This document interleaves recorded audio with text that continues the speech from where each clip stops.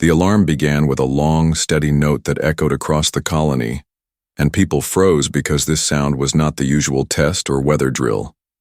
It meant danger had finally come, and it carried a weight that every man, woman, and child could feel, in their bones. In the command hub, Governor Mara stood straight with her hands on the edge of the table and her eyes fixed on the screens showing the dark sky above the farms. 3 enemy ships had taken position, and their outlines moved like predators circling easy prey. For months she had sent warnings across the stars telling them that humans were holding back, that humanity was showing kindness by choice, but the raiders thought it was weakness. Tonight the choice was no longer theirs. By her side, the alien, Envoy Kethra of the Lure, kept her stylus moving as she recorded every detail. She had come to Halcyon to study human mercy as a diplomatic lesson. She had seen it in gifts of grain shipments to neighbors, in the way humans built ramps in their buildings so crawling species could pass with dignity, in the way they always spoke gently even when insulted. She thought she understood kindness, but what she did not know was what that kindness was holding back. Now with the enemy descending, she was about to learn what it meant when humans stopped playing nice. The first strike landed in the open fields away from the domes. The ground shook and the stalks of wheat caught fire in rows of orange flame. The raiders sent a message offering safety in exchange for surrender, and they thought the humans would take the offer because that is how many colonies had fallen before. Mara read it once, and without expression, she closed the channel. Her voice was calm as she spoke the words that every colonist had trained for but never used. She declared red protocols. At once the lights across the hub shifted to crimson, and that same color filled every home barn and workshop in Halcyon. Families picked up their packs and moved without shouting. Teachers guided children in lines. Farmers sealed their greenhouses and passed out masks. It was not panic. It was practice finally called into action. Kethra felt her throat tighten as she watched the change. Mara explained that the colony had lived on the edge of storms and quakes since the first day. They trained for the worst because the worst was always waiting just beyond the horizon. To live on a death world meant to be ready when the ground opened or the sky fell. Tonight it was not the planet but invaders, and the answer would be the same. The raiders turned their fire on the water towers, trying to starve the colony quickly. But when the shells struck, the air shimmered with silver dust that caught the metal and dropped it harmless into the soil.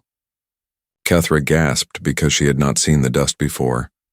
Mara said simply that human roofs had learned long ago to bend the wind, and they had taught their defenses the same trick. The envoy realized then that even their everyday tools were born from struggle and survival. Mara opened one final broadcast. Her voice carried across every channel and into the bridges of the raider ships. She spoke of the children sleeping in shelters and the crops that fed not just humans but neighbors of many species. She warned that Earth still wished for peace and that the colony still offered safe passage if the enemy stopped. But then her voice hardened and she said the words that froze even Kethra's blood. She said humans were still being kind, and that if the enemy struck at homes, then kindness would end. "Do not teach us to be what we were born to survive," she said. The reply came in cruel laughter and a command to fire on the school shelter. In that moment, the air of Halcyon seemed to change. It was like the silence before a storm, a silence too, deep for comfort. Mara pressed her hand on the table and gave a signal that had never been used before. The colony answered with a low chime that traveled through the pipes, through the cables, through every wall and bone. That sound told the people the mask was coming off. Hangar doors slid open and the machines inside came alive. They were not painted like warships but like tools, quiet and functional. They lifted into the night without thunder, moving like river fish that knew the currents. On the farms, harvesters folded and shifted into armored carriers. In kitchens, knives became weapons sharp enough to cut steel. Kethra stared and understood at last. Kindness had never been weakness. It had been a lock holding back a tide. When the enemy missiles fell on the shelter, they found only decoys. The real children were already deep in the ice tunnels, safe behind layers of frozen rock. Raiders descended low, expecting to crush panicked families, but a mist rose from the ground. smelling of salt and winter. A human voice counted down in 3 languages, and then the mist flared with arcs of blue that killed engines but left flesh untouched. The raider craft tumbled harmless into the mud and human teams closed in calmly with anchors and cables. They moved with the steady rhythm of people who had built dams and shelters in storms. By dawn, the captured skiffs lay tied in rows while the colonists worked as if this was just another harvest. The raider captain finally saw the truth. The colony had not released monsters. It had simply removed the mask. Humanity had stopped apologizing for having teeth, broken treaties, and iron vows. The news from the outer relay came like a knife in the dark. The Galactic Council had received Mara's pleas for help, yet no fleet was on the way. The Council would not intervene. They called the fight a local dispute and claimed that neutrality was the only path to peace. To the colonists of Halcyon, this meant one thing. They were alone. The Council had broken every promise it made when humans first joined its circle. Kethra of the Lurai stared at the transmission with disbelief, because her own leaders had signed those same treaties. She realized with bitter clarity that the Council had always hoped to see humans tested until they broke. Mara did not waste time on anger. She gathered her officers and declared that if allies would not stand, then Halcyon would stand alone. She ordered civilians to begin evacuation through the North Valley tunnels that led toward the ice canyons. The path was dangerous and narrow, but it was the only chance to move children and the wounded beyond the line of fire. Columns of families began the march, carrying packs and pulling sleds. Overhead, the enemy raiders circled like hawks waiting for the right moment to strike. Human escorts moved with the convoys.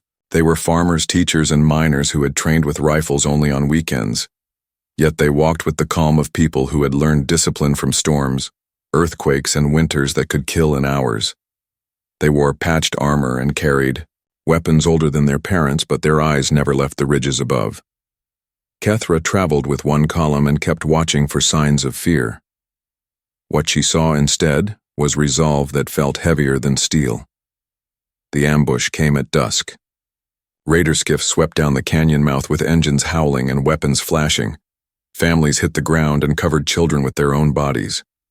Kethra thought the escort would panic, but instead they moved like a single body.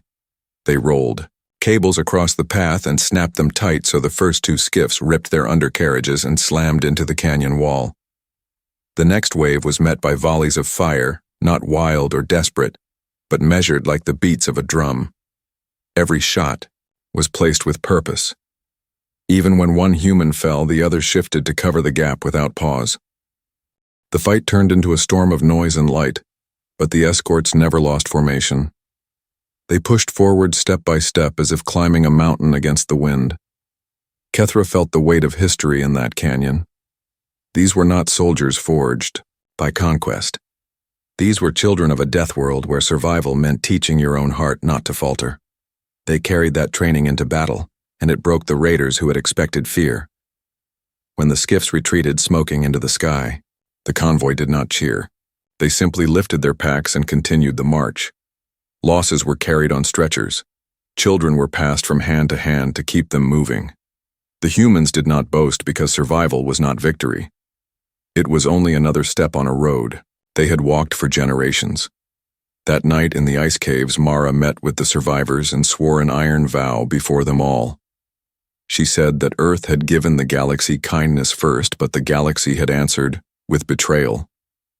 She said that if the Council would not protect treaties, then humanity would protect its own with strength that came from storm, seas, and fire. She promised the children that the colony would endure and that no raider would break their spirit.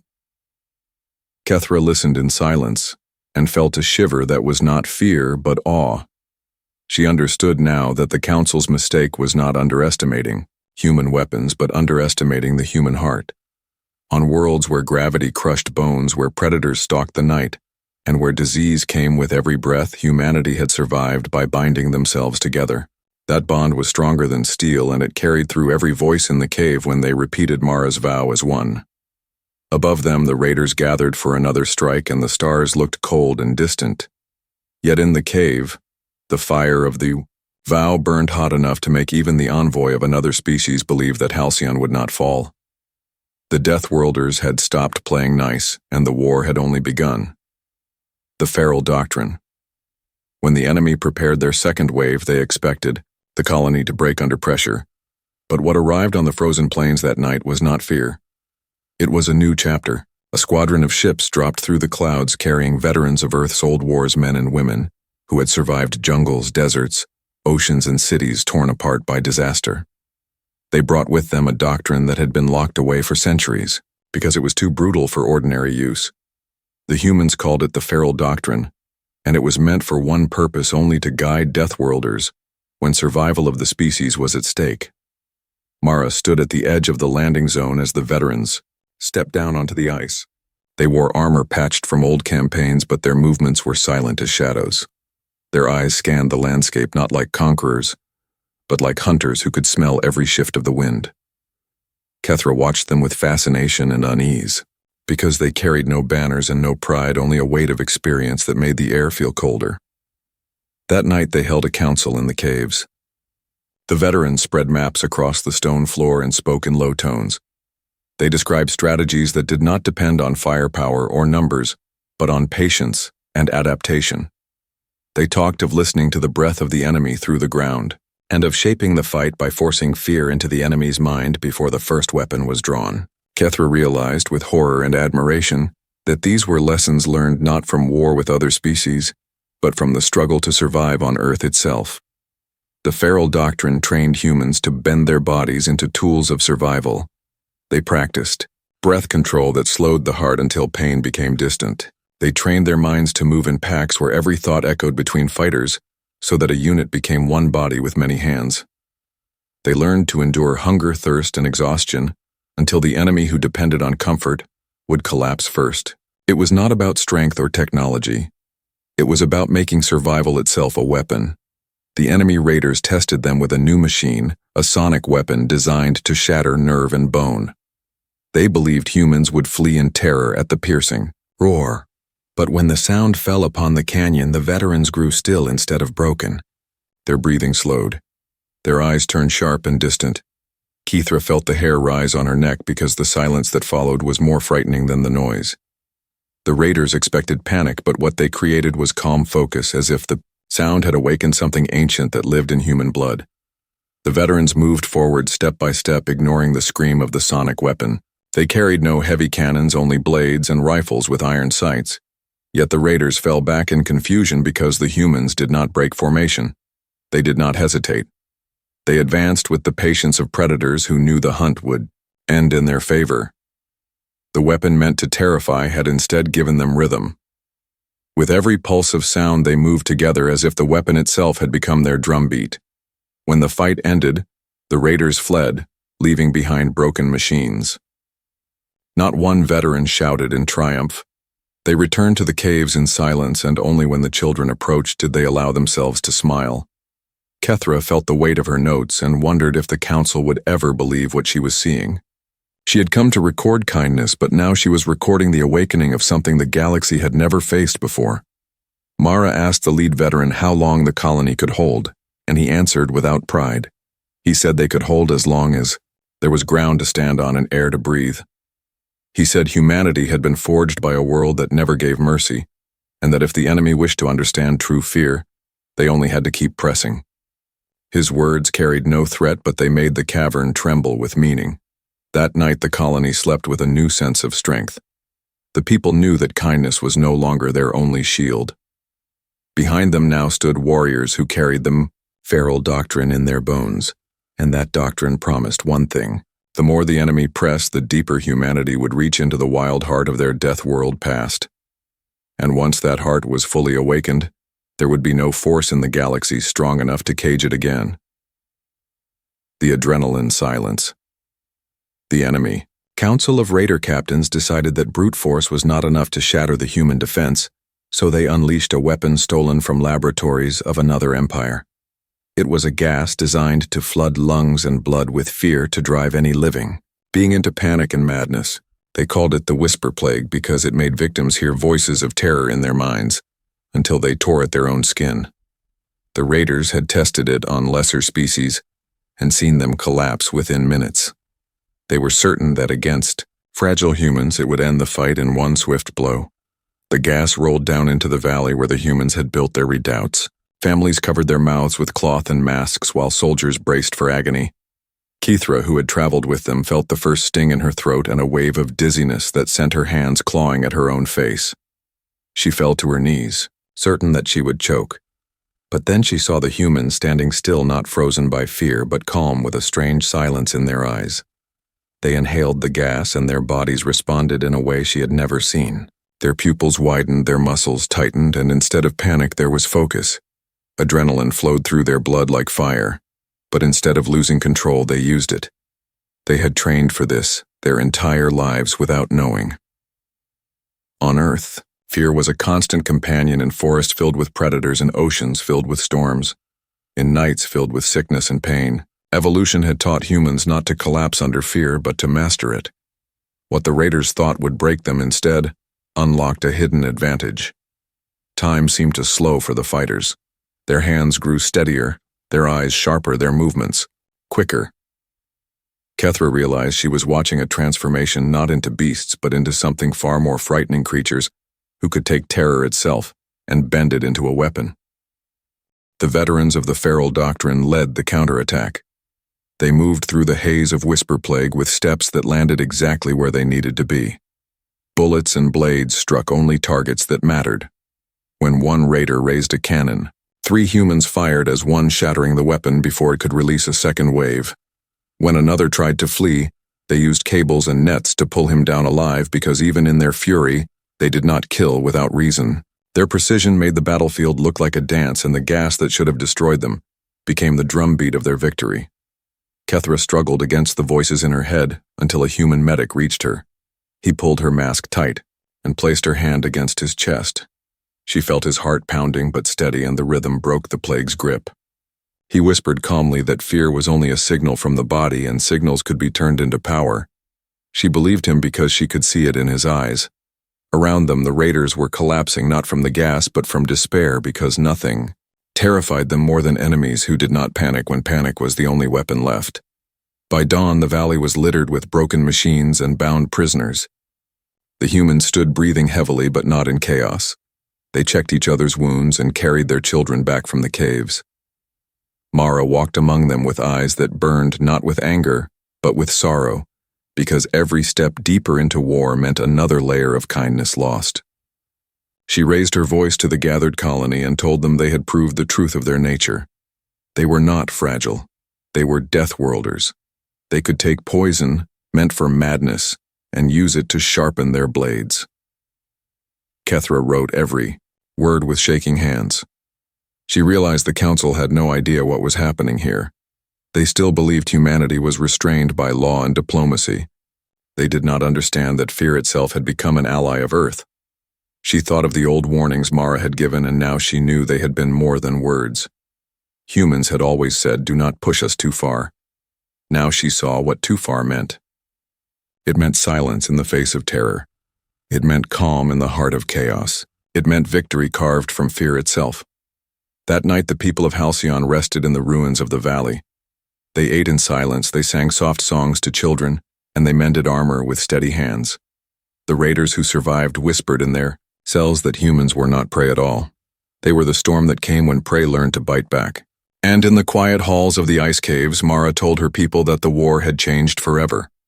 The galaxy would soon learn that humanity's mercy had limits, and beyond those limits waited only the silence of true death-worlders. Fire on the hull. The raiders changed tactics once more and sent a fleet ship larger than any vessel Halcyon had faced. Its shadow fell across the colony like a second night, blotting out the stars. This time they would not waste time with gas or bombardment. They would tear the humans apart from the inside. Boarding parties stormed from the massive vessel and latched onto the crippled human carrier that had been forced into orbit after the last battle. The carrier was half broken, its engines cold, and its hull scorched from fire, yet inside it still carried men and women who refused to surrender. Boarding began in silence. Metal claws bit into the hull and cut a path through the decks. Raiders poured inside armored and armed with blades and shock rifles. They expected to find chaos and scattered defenders. What they found instead were narrow halls filled with shadows and traps. Humans had stripped the ship of anything useful and turned the wreck into a maze of death. The first raider squad marched down a corridor only to be struck by swinging beams rigged with cables. Another squad entered a storage bay and fell into nets that dropped from above. Every step they took was measured by the defenders, who knew every hatch, every pipe, every echo of their ship. Kethra had begged Mara not to send her into orbit, but Mara insisted the envoy had to see what true Deathworld war meant. Now she crouched behind a barricade of welded doors with a squad of human mechanics who carried no rifles, only tools, belts, and cables. When the enemy forced their way in, the mechanics fought with hammers, spanners, and sharpened rods. They struck with the same rhythm they used to build engines, their arms swinging like pistons. It was not wild, it was precise, and every blow landed, with the force of generations spent lifting steel and gravity that crushed weaker species. The raiders thought fire would drive them back, so they lit sections of the hull in burning plasma. Smoke filled the corridors, but the humans pressed through with cloth over their mouths, and water poured from broken pipes to choke the flames. They moved in pairs, sharing masks and even sharing breath when one mask broke. In the void between bulkheads, they clung to each other with lines and counted steps by touch. Kethra followed one squad and felt the fear of vacuum pressing against her skin, yet the humans treated it like rain on their backs. They had lived with storms all their lives, and to them, this was just another storm. The battle raged for hours. Every corner became a trap, every room became a choke point. Raiders outnumbered the defenders, but the humans made the ship itself a weapon. They vented sections at chosen moments, sucking squads into space. They used sound to mislead enemies and drew them into ambushes. They fought with knives when rifles jammed, and with fists when knives broke. Kethra saw one young fighter pull a cable from the wall, wrap it around a raider's arm, and use the recoil to hurl him into a bulkhead. She realized then that humans could make anything into a weapon because survival had taught them nothing was useless. Losses were heavy. Many defenders fell and the corridors echoed with their names shouted by friends. But even in grief, the humans did not falter. They carried bodies to sealed chambers and returned to the fight without hesitation. Each loss only sharpened the silence in their eyes. It was not rage that drove them, but the knowledge that if they fell, their families below would fall too. That bond was stronger than fear and stronger than pain. When the last raider squad tried to retreat, the humans sealed the docking claws and cut the connections. The invaders were trapped between bulkheads with no air and no escape. Instead of killing them outright, the humans vented the compartments, slowly leaving them alive but defeated. They bound the survivors and dragged them into cells where they would face justice, not slaughter. Even at their fiercest, the Deathworlders still clung to their strange code of mercy. When the fighting ended, the carrier floated scarred and broken, but still alive. Fires burned in the distance and hull plates glowed red, but the defenders raised their flag on the bridge. Kethra stood among them, trembling with exhaustion and awe. She had seen creatures fight with weapons of terror, and she had seen armies break under fear. She had never seen people fight with belts, hammers, and breath shared mouth to mouth in the dark. She finally understood why humans called themselves children of a death world. It was not because their planet had made them cruel, it was because their planet had made them refuse to surrender even when fire covered their hull. Siege without surrender. The raiders had believed Halcyon would finally fall after the carrier battle, but instead they were the ones losing strength. Their fleets were scattered, their captains uncertain, and their soldiers whispering that humans could not be broken. In desperation, they pulled back to their fortress world, a scarred planet of black stone and sulfur skies, where their command centers and shipyards had stood untouched for generations. They thought no one would dare strike such a place. They were wrong. Humanity carried the fight across the stars, not with fleets of dreadnoughts, but with a plan as old as the death worlds themselves. Mara gathered her commanders and the veterans of the feral doctrine in the ice caves and drew their strategy across the floor with chalk and ash. They would not bombard the planet into ruin because to do so would slaughter civilians who were not guilty of the war. Instead, they would turn the fortress world itself against its masters. Humanity had learned to fight not only enemies but storms, floods, volcanoes, and seas. Those lessons would now shape the battlefield. The first strike came not from cannons, but from the skies. Human ships seeded the clouds with agents that stirred the sulfur storms into furious tempests. Lightning raged across the fortress sky, and grounded raider craft could not rise without being torn apart. When the enemy tried to escape by sea, the humans released tidal triggers at the poles that sent great waves rolling across the black oceans. Shipyards flooded and docks collapsed, yet the strikes were measured with precision, leaving civilian zones untouched. The people saw that the humans could bring destruction like gods, yet chose carefully where it fell. Kethra watched from an observation post on the edge of orbit. She saw the storm fronts twist and crash upon raider fortresses with a fury that looked like the hand of the planet itself. She heard the fear in the voices of enemy officers as they realized every step of their defense had been anticipated. Humans were not using sheer power. They were using knowledge of terrain, weather, and time. They were using patience that came from centuries of living on a world where nature killed the unprepared. On the ground, human teams moved with speed. They carried simple packs and tools rather than heavy machines. They climbed cliffs and crossed boiling rivers to set charges at supply depots. They worked in silence, guided by hand signals and the faint glow of stars through smoke. The raiders hunted them with drones and beasts, yet the humans vanished into caves and shadows. Every move reminded Kethra of predators she had read about. On-Earth wolves that hunted in packs, not by chasing prey but by driving it exactly where they wanted it to go. The siege did not crush the fortress world in days. It stretched into weeks where every sunrise brought new storms and every night brought new sabotage. Raiders who once mocked human endurance now found themselves afraid to sleep because each dawn their defenses had shifted against them. Bridges collapsed, rivers flooded paths, twisted into traps. Civilians began whispering that perhaps the humans were not here to destroy them, but to teach their leaders the cost of arrogance. The broadcasts spread across the galaxy. Neutral traders and distant colonies tuned their receivers to hear the reports. They watched as humans fought with restraint and focus. They saw prisoners treated with food and water even as battles raged. They saw storms bent into weapons and seas turned into allies. And slowly public opinion began to turn. The council that had abandoned Halcyon now faced growing unrest. Citizens asked why humans were fighting alone when they were clearly standing against raiders who had terrorized the stars for decades. Mara understood the power of these broadcasts. She allowed Kethra to transmit her records freely. She wanted the galaxy to see what it meant to push a Death World species into war. It was not mindless slaughter. It was a storm with discipline, a tide with purpose. The more the council tried to ignore it, the more their people demanded answers.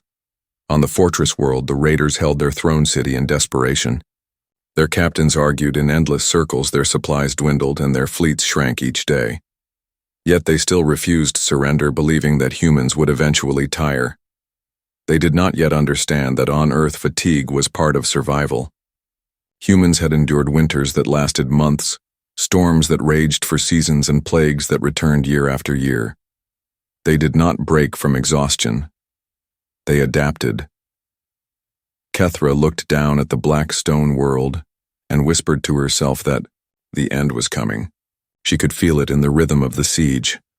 Every strike, every storm, every step of restraint was guiding the raiders into one final choice.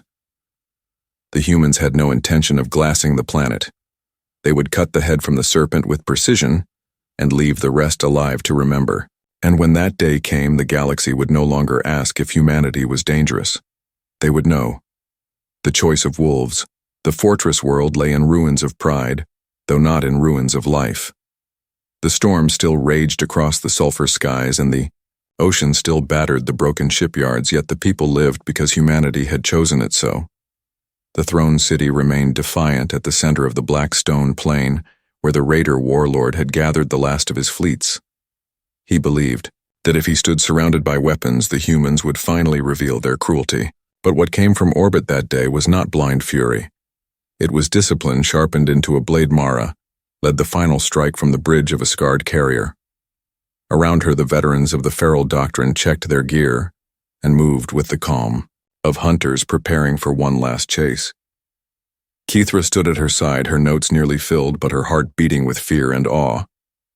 She had watched this war from its beginning, and now she felt that history itself was holding its breath. The humans descended through storm clouds and struck not with fire but with silence. They severed the fortress from its fleets by cutting every channel and jamming every signal. The raider ships rose in panic only to find themselves colliding in the dark sky, where lightning blinded their sensors. Human fighters darted between them with precision, striking engines and guidance systems, but never detonating reactors. One by one, the warlords' fleets went dark until the sky was filled not with battle but with drifting hulks. On the ground, teams of humans advanced through the throne city. They did not torch buildings or slaughter defenders. They disabled weapons, cut supply lines, and drove the raiders back street by street. They fought with the patience of wolves surrounding prey, not for revenge but for control. Civilians watched from windows as the supposed savages moved carefully past their homes, leaving them untouched. Whispers spread quickly. The humans could have destroyed everything, yet they chose restraint. That restraint carried more terror than destruction. At the gates of the throne, the warlord stood armored in black steel and surrounded by his captains. He shouted defiance, promising that his people would rise again even if he fell. Mara stepped forward unarmed, except for the weight of her presence. She offered him terms: surrender of his fleets and exile for his captains in exchange for mercy. To the civilians, she told him this was his last chance to choose survival. The warlord laughed bitterly and spat at the ground, declaring that humans were liars who hid their cruelty behind kind words. He swore he would never kneel to Deathworlders. The silence that followed was heavier than any roar of guns. Mara gave a single signal and the plan unfolded. From orbit, human ships released a wave not of fire but of magnetic pulses, tuned to the frequency of raider engines. In an instant, every war machine, every cannon, every blade linked to the network went dead. The throne city fell quiet as steel turned useless in the hands of its masters. The raider warlord looked around him in disbelief as his power dissolved like smoke. His captains, who had once shouted for war, now stared at him with hollow eyes, because they knew the fight was over. Kethra felt her chest tighten as she realized the truth. The humans had ended a war without burning the planet. They had broken fleets without shattering lives. They had chosen mercy even when vengeance would have been easier. And yet that mercy carried the weight of finality, because it showed the galaxy that humanity did not need cruelty to win. They only needed to stop holding back. The warlord was taken alive, his throne dismantled piece by piece, his captains marched away under guard. The civilians of the fortress world stepped out into the storm and bowed their heads not in forced submission but in weary relief. For the first time in generations, the Raider Empire was silent. That night, in the quiet halls of the captured palace, Mara spoke to her people and to the galaxy through Kethra's transmissions. She said humanity had given kindness first and had been answered with betrayal. She said they had shown mercy even when pressed beyond reason. And she said the galaxy must remember this lesson. Humans were dangerous when kind, but when forced into war they became Deathworlders in truth, and no force in the stars could stand against that. Kethra wrote the words and knew they would echo far beyond this planet. The Council could no longer pretend ignorance. Every species would know now that Earth's first rule was to do no harm, and its second was to never be forced to break the first. The galaxy had seen what happened when that line was crossed. When dawn broke over the fortress world, the storms began to calm as if the planet itself recognized surrender. The humans walked among the ruins not as conquerors but as survivors, carrying children, giving water to prisoners, repairing shelters for strangers. And as Kethra watched, she whispered to herself that the wolves of Earth had shown their teeth but had chosen not to devour. That choice was what made them terrifying, and that choice was what made them more than warriors. It made them true Deathworlders. Humanity unchained. The galaxy shivered under the silent knowledge that humans had drawn a line that none could cross, and that line had been painted in fire and restraint alike. Every star system that had watched from afar now understood that Earth's warriors were no longer bound by fear or courtesy but by choice, and that choice was terrifying in its clarity and its finality. Mara stood at the edge of the captured throne city, looking out over the horizon where the remnants of the raider fleets floated like dark debris, and she felt a quiet satisfaction. Not for victory, not for glory, but for the certainty that humanity had survived and thrived where others had failed, and that survival had been claimed not through mercy alone, but through the resolve to become what the universe feared most. The people of Earth moved among the cities and the ruined battlefields, restoring what they could, rebuilding what was broken, and leaving behind lessons for those who would come after, lessons that screamed in silence that humans did not need to destroy to dominate. They only needed to endure and to strike when the necessity demanded, and in every corner of the galaxy whispers traveled faster than light, faster than fleets, faster than politics, that a new era had dawned, an era where no species could underestimate humans, and those whispers carried awe and fear together, like twin stars locked in orbit. Mara spoke once more to the Council of Allied Species, and her voice carried over comms to billions listening in every quadrant. She told them that humanity had always been underestimated, that every challenge had been met with ingenuity and ferocity, hidden behind smiles and diplomacy, and that now the mask had fallen, and the galaxy had glimpsed what true Deathworlders looked like when unbound, when unbroken, when no longer playing nice, and even the most confident generals and emperors listened in silence, because the words were not threats, but statements of fact, a reality they could not deny and a power they could no longer ignore.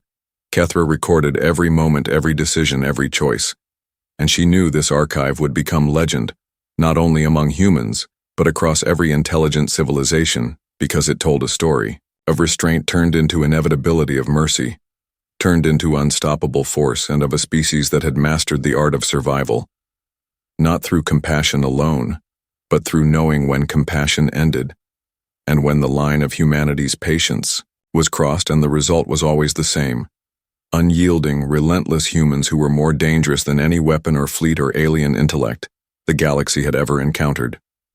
On the fortress world, the people celebrated quietly in their way, for the humans did not parade their victory. They did not boast or flaunt. They simply lived among the ruins, teaching the young, rebuilding their homes, tending the wounded, and planting seeds, not only of food, but of knowledge and culture and hope, and every action reinforced the truth that humans had become unstoppable, not because they had destroyed, but because they had survived and chosen to continue surviving, and that continuation was a declaration to the stars that humanity would never be submissive again and would never be underestimated again. As the sun rose over the battered cities and the repaired skies, the humans gathered in silent acknowledgement of what had been achieved and what had been survived, and they knew that their story had been witnessed by the universe, and the story would ripple through time and space, that humans had been provoked beyond measure, had been challenged and mocked, and that in response they had unleashed a power so complete, so disciplined, so terrifying, yet so precise that no species would ever gamble with Earth again. And that realization settled over every world like an invisible mantle. A quiet warning and a statement of truth. Mara looked at Kethra and nodded once, and Kethra understood that the story was not only written, it was lived, and that the universe had been shown without question what humans were capable of when patience ran out, and the cost of misjudging them had been demonstrated with perfect clarity and restraint, combined in a single unstoppable force, and the galaxy would never forget the day humans chose to be more than survivors. They chose to be Deathworlders in truth, and in every mind that had witnessed it, a seed of awe and fear took root, because no species could match the resolve and the cunning and the will of humanity when they became what they were always meant to be, the end.